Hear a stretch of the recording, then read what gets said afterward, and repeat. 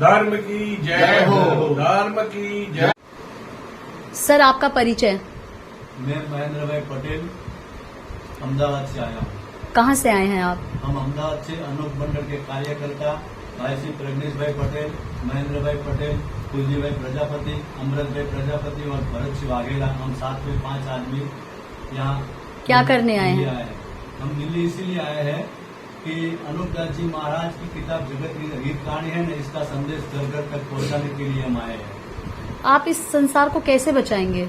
हम इस संसार को ये इस तरह से बचाना चाहते हैं कि साधु श्री अनूप दास जी महाराज ने इस किताब जगत हित कहानी में संदेश दिया है, उसका पूरा प्रयोग दिया है कि संसार को किस तरह से बचाया जा सकता है।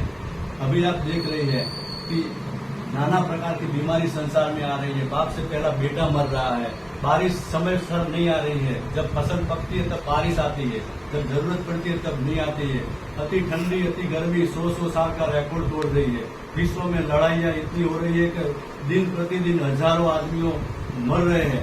इतनी नासमझ संसार में पैदा हो गई है कि कोई इंसान दया जैसा कोई भाव ही नहीं रहा है।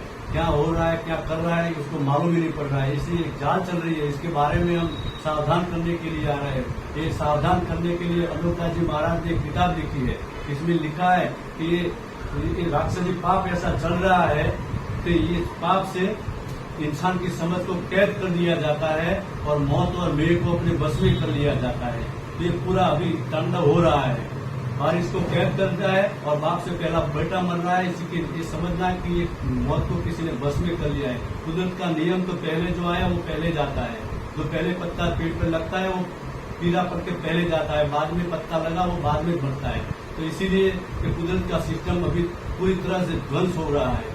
इस किताब संदेश देने के लिए हम आए हैं। इस किताब जगत हितकारिणी पुस्तक में श्री अनूप दास महाराज जी ने विश्व को बचाने के लिए क्या संदेश दिए हैं? विश्व को बचाने के लिए अनूप दास जी महाराज ने संसार को ये समझ दी है कि ये संसार के लोग मेरी ये किताब जगत हितकारिणी आप पढ़े एक बार पूरी शांति से पढ़े, समय निकाल कर, और समझे कि दुनिया में एक जाल ऐसा चल रहा है कि जैसे रावण ने चलाया था समुद्र के बीच में एक लंका जैसा दृश्य टापू बनाया था और वहाँ उल्टी चिड़िया भी नहीं जा सकती थी। वहाँ से वो जादू टोना चला रहा था और विश्व में बर्बादी ला रहा था और पूरा विश्व का धन अपने कब्जे में करके सोना की लंका बनाने की। इसी तरह हाल में भी विश्व में एक ऐसी समुद्र में जगह है कि उड़ती चिड़िया भी वहाँ जाती है तो वापस नहीं आती है।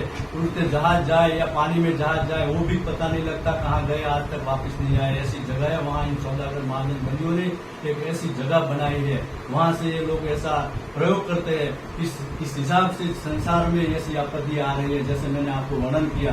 और ये लोग संसार के ना समझ है कि ऐसी आपदाओं को कुदरत के माथे पर ठोक देते हैं और भूल जाते हैं, लेकिन उसको ये मालूम नहीं पड़ता है कि ये करने वाला कोई इंसान ही है, इस पृथ्वी पर है। और ऐसे खराब कृत्य करने वाले को ही राक्षस कहते हैं।